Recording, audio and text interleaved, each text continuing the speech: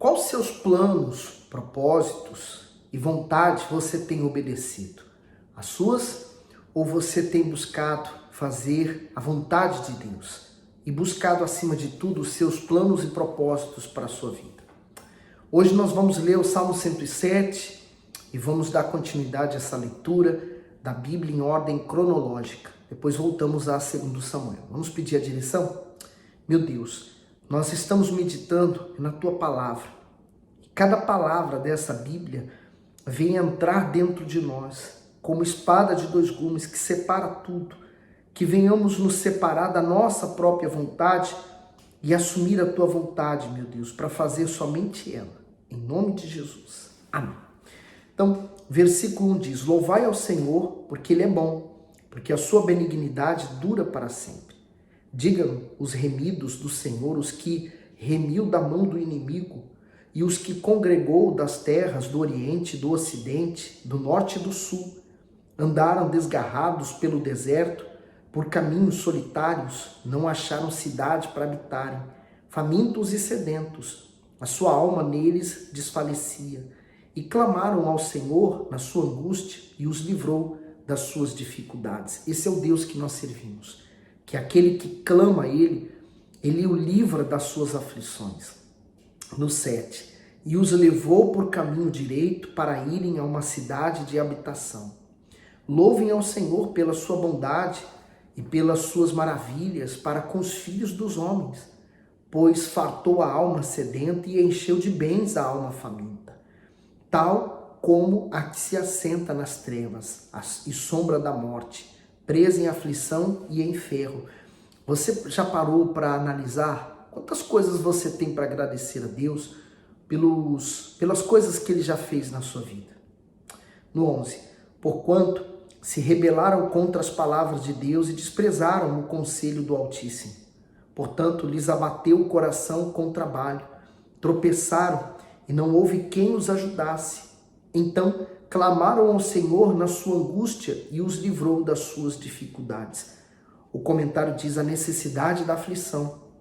Assim como os filhos de Israel só clamaram na angústia, existem aqueles que, enquanto não tiverem as forças esgotadas, não se renderão ao Senhor. Precisarão experimentar o fundo do poço para descobrir o quanto é maravilhoso clamar e ser ouvido por Deus. A questão é que enquanto a pessoa estiver numa queda livre para o fundo do poço, ela não consegue se atentar para aqueles que querem ajudar ela. Por mais que você tente ou tente abrir os olhos da pessoa, ela continua em queda livre. Você está vendo, todos estão vendo, menos ela. Quando ela bate no fundo do poço, na lama, então ali ela reconhece que realmente ela está precisando de ajuda. Ali ela olha para o alto para buscar ajuda em Deus.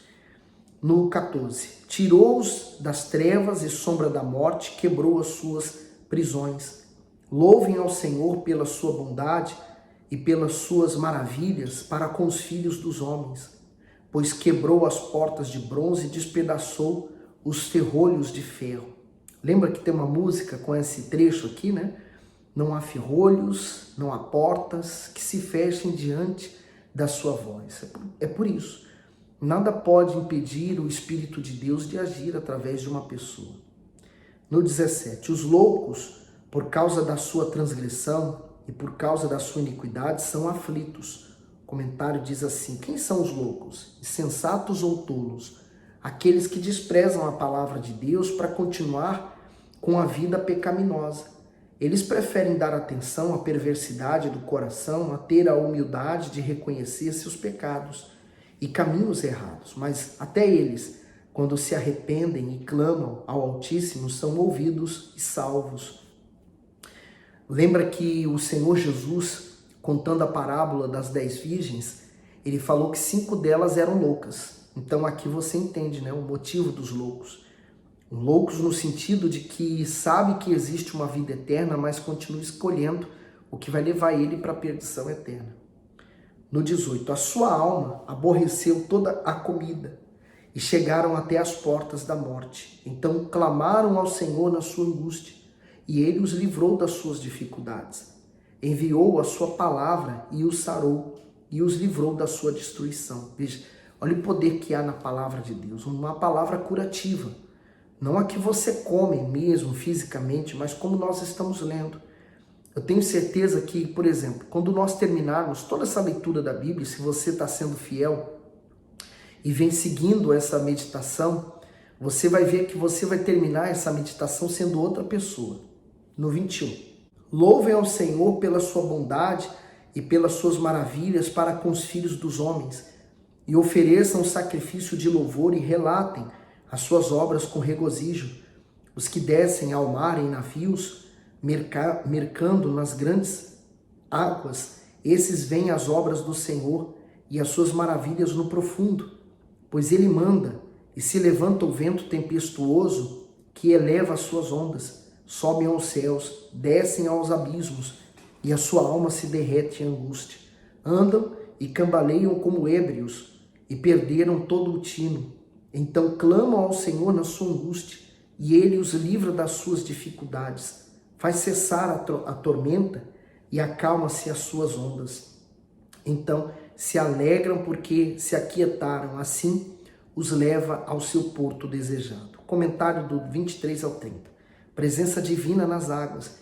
Aqueles que frequentemente estão em alto mar são citados como testemunhas da grandiosa obra de Deus na imensidão das águas. Embora enfrentem os riscos dos fortes vendavais e das tempestades, recebem livramento para chegarem ao porto em segurança. De igual modo, a quantos perigos estamos expostos diariamente. No entanto, se buscarmos ao Todo-Poderoso, teremos a sua proteção e completaremos a nossa missão a salvo. Daí nós devemos submeter a Deus sempre os nossos planos.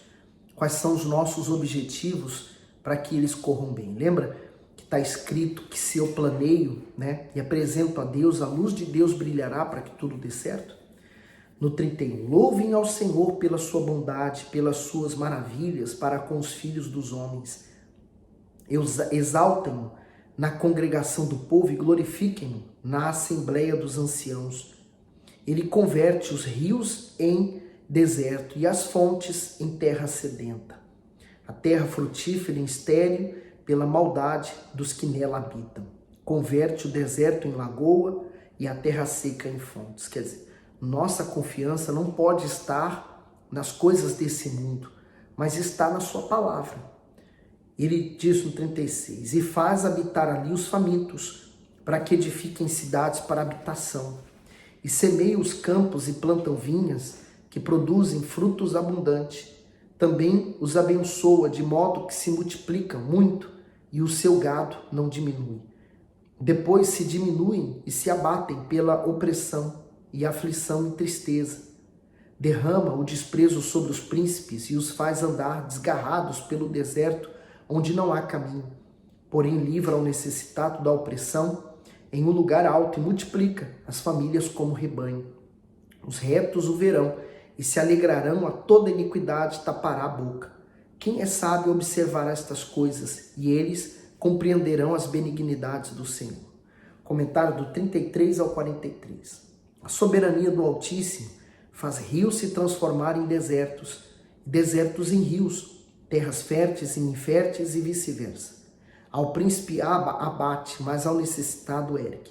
Isso significa que nada neste mundo é fruto do acaso ou de manobras humanas. Ao contrário, Deus está no controle de tudo. Os justos veem e compreendem tudo isso, pois sabem que as bênçãos divinas estão diretamente associadas à decisão do ser humano em obedecer a sua palavra. Agora nós vamos voltar a 2 Samuel, capítulo 5, porque nós lemos até o versículo 10. E agora vamos dar continuidade do 11, porque nós estamos vendo agora o rei Davi assumindo todas as tribos. Por isso os Salmos, ele está louvando, agradecendo a Deus, porque houve a união de todo Israel, a união das tribos, dos irmãos. E aqui nós vamos dar continuidade, então, aos feitos de Davi. Então diz assim no 11. E Irão, rei de Tiro, enviou mensagem a Davi, e madeira de cedro e carpinteiros e pedreiros que edificaram a Davi uma casa. E entendeu Davi que o Senhor o confirmara rei sobre Israel, e que exaltara o seu reino por amor do seu povo Israel. Então, esse Irão, o rei de Tiro, estava reconhecendo ele como rei. Ele entendeu isso, né? Aí fala assim, mas ele é de outro reino, é verdade. Tem uma mensagem, uma história que diz assim que a mulher estava ouvindo um programa de rádio e o pastor que estava falando, ele falou, você crê em Deus, você crê na palavra de Deus, então você vai ligar aqui, você vai falar que você crê. E ela ligou, ela falou, eu creio em Deus com todo o meu coração. Mas, e aí, como é que está a sua vida? Olha, eu estou passando necessidade, eu não tenho nem o que comer, eu tenho filhos em casa e nós estamos numa situação precária, mas eu creio que Deus vai trazer a providência. Pronto, desligou o telefone. Mas havia ouvindo também, naquele mesmo período, um homem completamente cético. Ele era incrédulo e ele era ateu, não cria em Deus. E aí ele falou assim, eu vou provar para essa mulher que Deus não existe. Eu vou mandar um caminhão de alimentos para ela, porque ele era dono de um mercado. Eu vou mandar um caminhão. Então ele reuniu os funcionários e falou assim, olha, vocês vão lá levar essas compras para essa mulher e vocês vão falar que o diabo mandou essa compra. Os funcionários ficaram assim espantados. Não, a gente não pode fazer isso, vocês vão fazer. Se não fizer, vocês vão ser mandados embora. Então eles carregaram o caminhão de compras e foram. E chegaram lá, começaram a descarregar, a mulher aceitou as compras, toda feliz, glorificando a Deus. Oh meu Deus, o Senhor é lindo, é maravilhoso, obrigado. E os funcionários quietos, né? Como é que vamos falar para ela que foi o diabo que mandou essa compra? E aí, depois que descarregou tudo, um dos funcionários falou assim, a senhora não vai perguntar quem mandou essas compras? Ela falou, não, meu filho, porque quando Deus manda, até o diabo obedece. Então, quer dizer, ela estava consciente que mandou aquela compra, não precisava nem falar. Assim são as coisas de Deus, né? Quando nós nos entregamos a Ele e sabemos que Deus está no controle de tudo. No 13.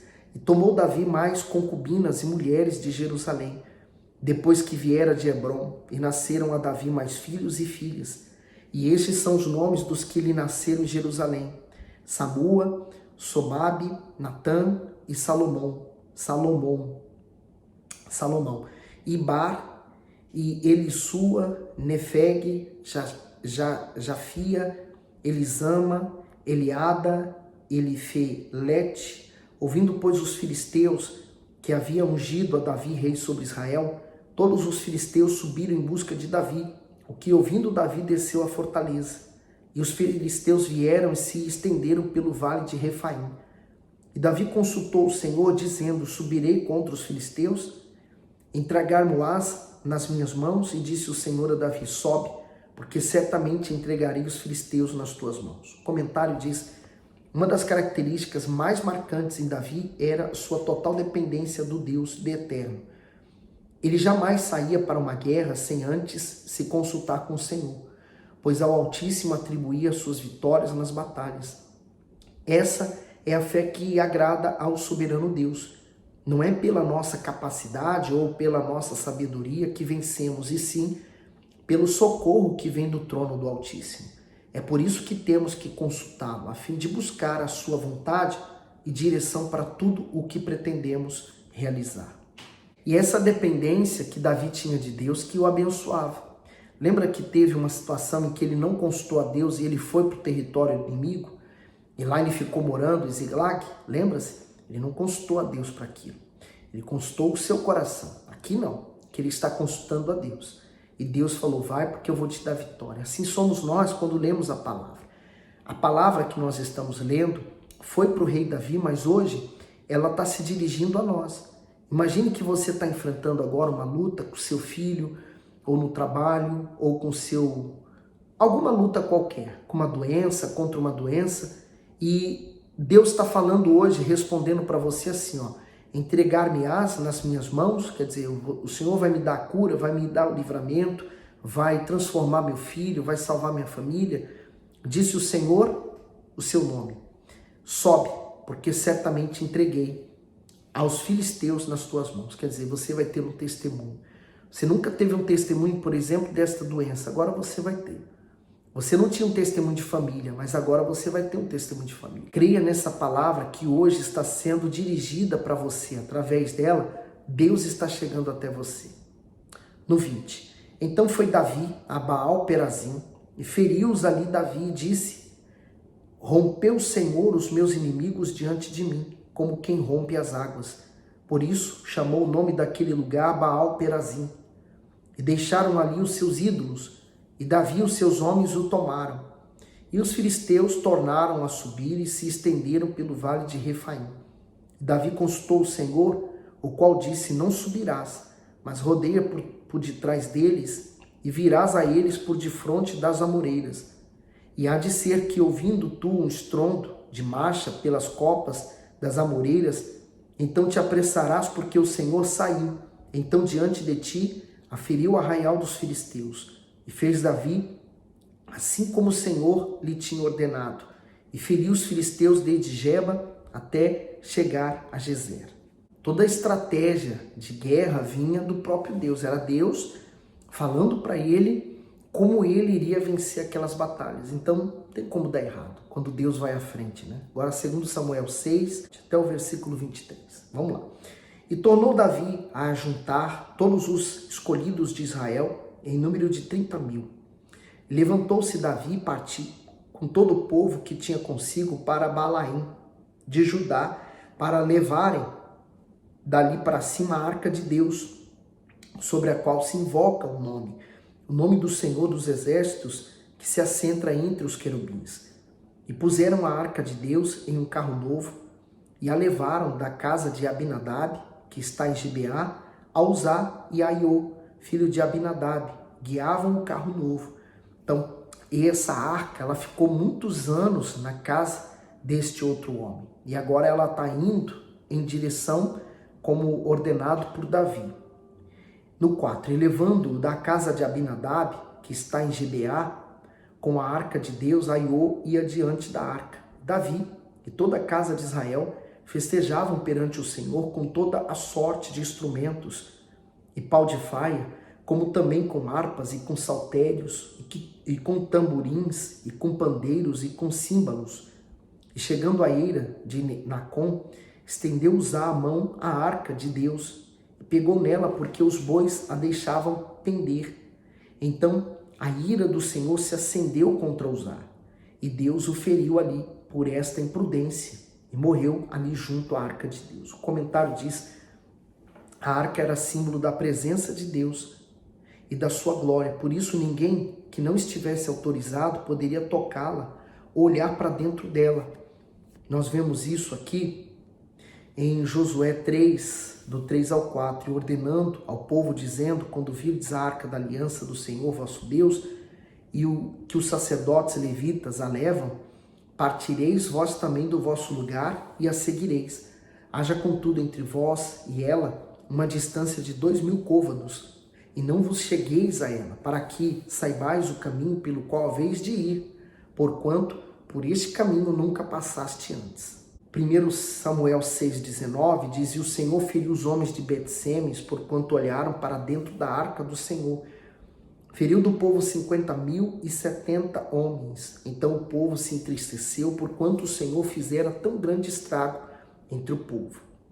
Uzá morreu por causa dos erros cometidos no transporte da arca. Como conhecedores da palavra do Altíssimo, os representantes de Israel não se atentaram ao fato de que ela só podia ser carregada nos ombros dos levitas, e não em um carro de bois. Deuteronômio 10:8 diz o seguinte: no mesmo tempo o Senhor separou a tribo de Levi para levar a arca da aliança do Senhor, para estar diante do Senhor para o servir e para abençoar em seu nome até o dia de hoje. 1 Crônicas 15:15, e os filhos dos levitas trouxeram a arca de Deus sobre os seus ombros, pelas varas que nela havia, como Moisés tinha ordenado, conforme a palavra do Senhor. Ainda que Uzá tivesse boa intenção, jamais poderia tocar na arca. Veja que boas intenções não justificam o pecado da desobediência. Tudo tem que ser feito de acordo com as orientações do Senhor. Sabe o que eu entendo, olhando para isso aqui? É que não tem como fazer do seu jeito, do meu jeito. tem que ser da maneira certa, como é orientado pela palavra de Deus. Seguindo para o 8. E Davi se contristou porque o Senhor abrira rotura em Uzá, e chamou aquele lugar Pérez Uzá até o dia de hoje. E temeu Davi ao Senhor naquele dia e disse: como virá a minha arca do Senhor? E não quis Davi retirar para junto de si a arca do Senhor, a cidade de Davi, mas Davi se fez levar à casa de Obed-edom, giteu. Então, olha que interessante, né? Eles estavam fazendo uma coisa boa, mas da maneira errada. Então, eles deveriam ter feito da maneira certa. Era carregar nos ombros. A arca ia chegar no seu destino, ainda que com mais sacrifício, mas do jeito certo. Eles preferiram um jeitinho, né? Sabe aquele jeitinho? Vamos dar um jeitinho para que isso aqui aconteça? Não adianta. Você dar jeitinho, ou querer um atalho, ou facilidade. Você precisa fazer do jeito certo. O jeito certo é do jeito de Deus. Agora, essa arca está sendo levada para a casa de Obed-edom. Lembra que Abinadab ficou 20 anos, nada aconteceu. Vamos ver o que vai acontecer na casa desse homem. E ficou a arca do Senhor em casa de Obed-edom, o giteu, 3 meses, e abençoou o Senhor a Obed-edom e toda a sua casa. O comentário diz assim: a casa de Obed-edom se tornou um santuário quando abrigou a arca de Deus. Devido à presença do Altíssimo em seu lar, ele e sua família foram extremamente abençoados. Da mesma forma, quando o Espírito Santo faz morada em uma pessoa, ela se torna um santuário para ele. Assim, por ter o próprio Deus dentro de si, é impossível que fracassem em qualquer área da vida. Muito forte. 3 meses ele foi muito mais abençoado. Não porque a arca estava lá. Não é isso. A arca é apenas um símbolo. Mas porque Obed-edom era um homem fiel. Esse é o grande detalhe que você tem que guardar. Não é a arca, não é o objeto, mas é a sua fé, é o que está em você. A arca é um mero símbolo. Então, a arca, por ser um símbolo, estava na casa dele, então ele foi muito mais abençoado. No 12. Então avisaram a Davi, dizendo: abençoou o Senhor a casa de Obed-edom, e tudo quanto tem, por causa da arca de Deus. Foi, pois, Davi e trouxe a arca de Deus para cima da casa de Obed-edom, a cidade de Davi, com alegria. E sucedeu que, quando os que levavam a arca do Senhor tinha dado 6 passos, sacrificava bois e carneiros cevados. E Davi saltava com todas as suas forças diante do Senhor. E estava Davi cingido de um éfode de linho. Assim Davi e toda a casa de Israel fizeram subir a arca do Senhor com júbilo e ao som das trombetas. Imagine, né? A cada 6 passos um sacrifício, porque a alegria era muito grande, porque era a presença de Deus e até pelo que Deus havia feito com Obed-edom. No 16. E sucedeu que, entrando a arca do Senhor na cidade de Davi, Mical, a filha de Saul, estava olhando pela janela. E vendo ao rei Davi que ia bailando e saltando diante do Senhor, o desprezou no seu coração. Introduzindo a arca do Senhor, a puseram no seu lugar, no meio da tenda que Davi lhe armara, e ofereceu Davi holocaustos e ofertas pacíficas perante o Senhor. Mical, ela não estava no espírito, no mesmo espírito que Davi. Ela não entendeu o significado daquilo. Por isso que ela desprezou Davi e desprezou o próprio Deus. No 18. E acabando Davi de oferecer os holocaustos e ofertas pacíficas, abençoou o povo em nome do Senhor dos Exércitos, e repartia todo o povo e toda a multidão de Israel, desde os homens até as mulheres, a cada um bolo de pão e um bom pedaço de carne, e um frasco de vinho. Então reintegrou-se todo o povo, cada um à sua casa. E voltando Davi para abençoar a sua casa, Mical, a filha de Saul, saiu a encontrar-se com Davi e disse: quão honrado foi hoje o rei de Israel, descobrindo-se hoje aos olhos das servas de seus servos, como sem pejo se descobre qualquer dos vadios. Diz, porém, Davi a Mical: perante o Senhor, que me escolheu, preferindo-me a teu pai e a toda a sua casa, mandando-me que fosse soberano sobre o povo do Senhor, sobre Israel, perante o Senhor tenho me alegrado. E ainda mais do que isso me envilecerei e me humilharei aos meus olhos, mas das servas de quem falaste, delas serei honrado. E Mical, a filha de Saul, não teve filhos até o dia da sua morte. O comentário diz: não são poucas as mulheres que agem como Mical. Em vez de tomarem atitudes sábias, criticam o marido, fazem maus julgamentos e acabam falando palavras negativas. Os interesses da filha de Saul eram bem diferentes dos interesses de Davi, pois enquanto ele almejava agradar ao Deus soberano, ela só pensava na própria reputação diante do povo e em manter as aparências. Pessoas egoístas que só se importam com o que trará proveito a elas, não conseguem ser felizes e muito menos fazer o seu lar feliz. No sentido espiritual, tornaram-se estéreis. E isso se aplica tanto à mulher quanto ao homem. Infelizmente, o espírito dessa mulher continua muito vivo nos dias de hoje. O espírito do egoísmo. Mical, ela tinha o mesmo pensamento do pai, né? Ele queria manter a boa aparência para todos. São aquelas pessoas muito preocupadas com o que vão pensar a respeito dela. Quando você se entrega para Deus, você não fica mais preocupado com nada disso, com o que vão pensar ou o que vão achar. Você vive para Deus. A sua maior preocupação é agradar a Deus. Então, você vive para Ele. E o resto? Você não pode fazer nada.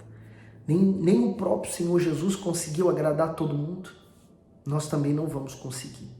Então, vamos firmes até o fim, vivendo humildemente como Davi viveu, mesmo sendo rei.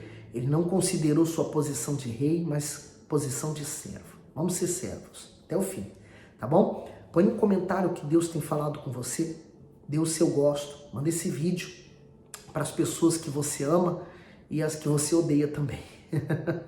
Espero que você não odeie ninguém, que já tenha perdoado. Mas mande para aqueles que te perseguem, que te injuriam também. Quem sabe essa palavra vai libertá-los, né? Que Deus abençoe sua vida abundantemente.